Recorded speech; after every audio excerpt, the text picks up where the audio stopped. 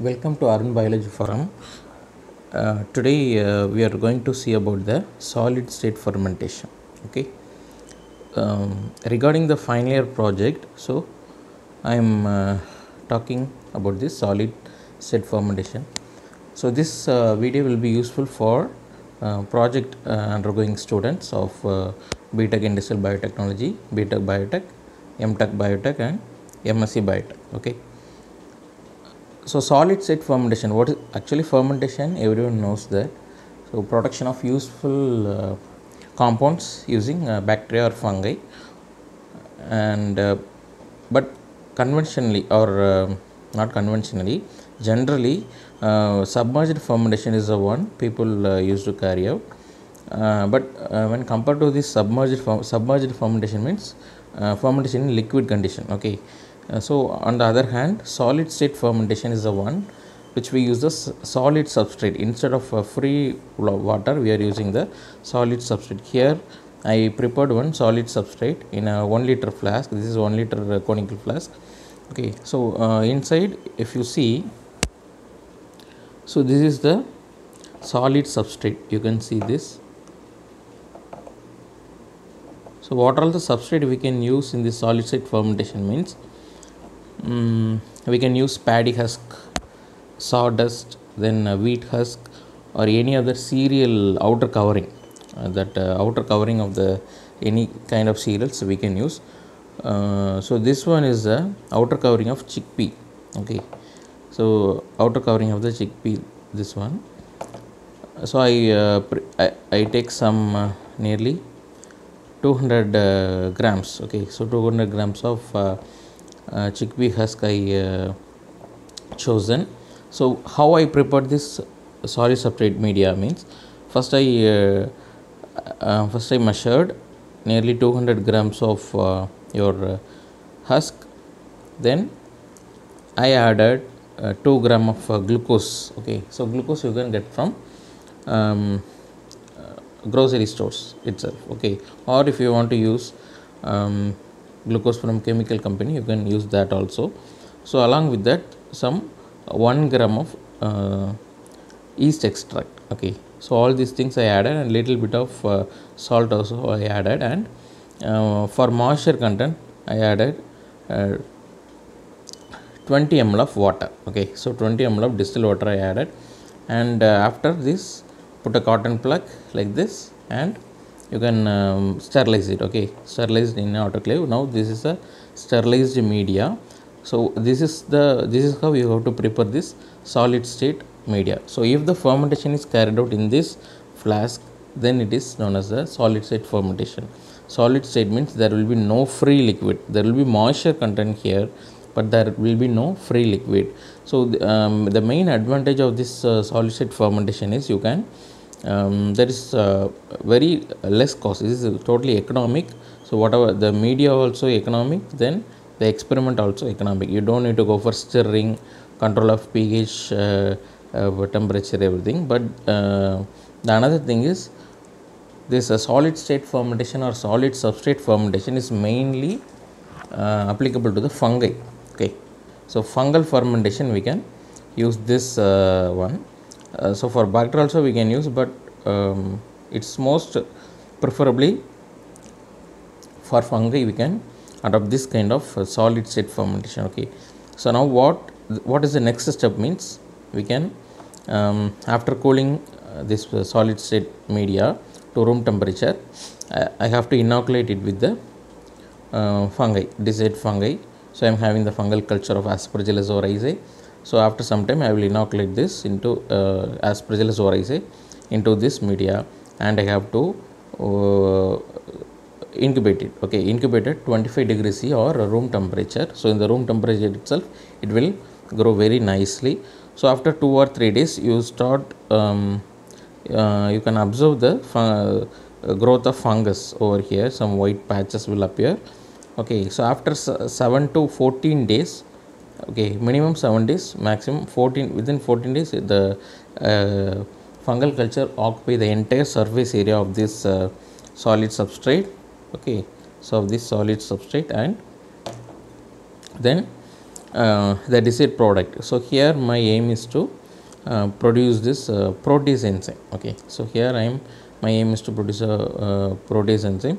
So depend upon your choice, you can choose protease, amylase, or whatever it is. There are numerous metabolites are produced by this different classes of fungi. So based upon your interest, you can choose your product. Okay, so altogether for a project this solid state fermentation using various fungi is an excellent choice of project, because it requires only conical flask, then low cost media. All these media you can purchase from grocery shop itself. Okay, so after that we don't need to incubate in an incubator, so keep it in a room temperature. Only thing is we need autoclave. So that also, if you have pressure cooker, you can sterilize the media in pressure cooker itself, don't need to have autoclave. Okay, so why I am telling this means, if the project will be done with the basic requirements or basic materials available like this, so there is no need for spending so much of amount. Okay, so this is a very basic idea. From this you can develop your own project. Okay, so what you can develop, you can optimize the media. I chose this particular substrate. You can choose various other substrate. There are numerous substrates available for solid state. Tea husk, not tea husk, tea waste, tea dust, waste of the tea dust. After extracting so many decoctions from the tea, we can use that waste. Paddy husk, then wheat husk, this outer covering of chickpea, or even outer covering of any cereal, you can use this. Okay, then carbon source. Actually, media optimization you have to optimize in a different level. Okay, so carbon source, nitrogen source, then oil source, inducers, inhibitors, and several other micronutrient. Okay, so all these parameters you have to optimize. So if you want to optimize carbon source, means select at least 6 carbon sources and prepare 6 flasks like this. Okay, this is the one flask, another remaining 5 flasks, and alter the carbon source. In one thing you can choose glucose, other thing you can choose fructose, sucrose. Similarly, different carbon source.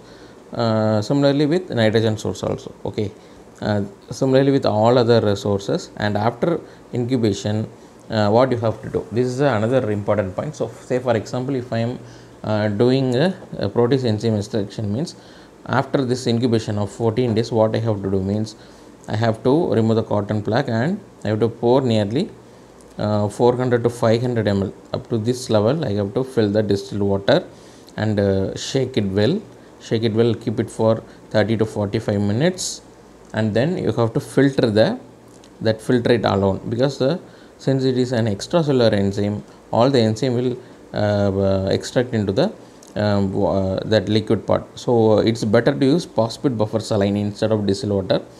So phosphate buffer saline, it has a buffering action on enzyme, and so the enzyme won't degrade. Okay, so after filtration, you can use the filtrate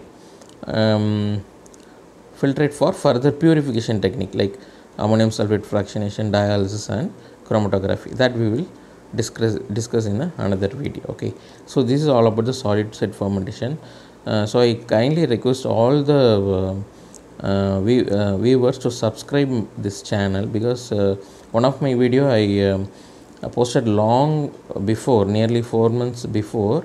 In that project ideas in biotechnology video, nearly 1600 people viewed that, but the subscriber quantity is very less, number is very less.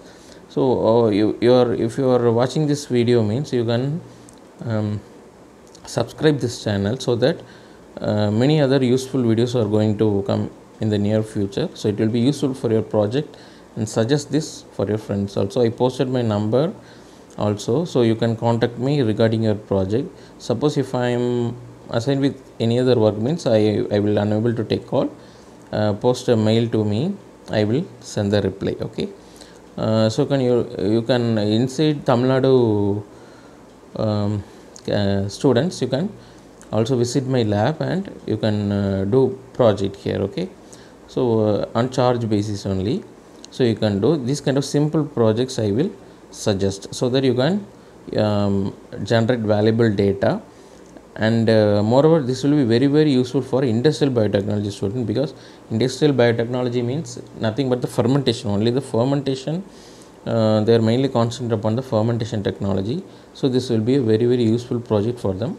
For others also it will be useful for their project. Okay, so next video I will come with another, or in solid state fermentation itself I will do another aspect of this solid state fermentation. Okay, thank you.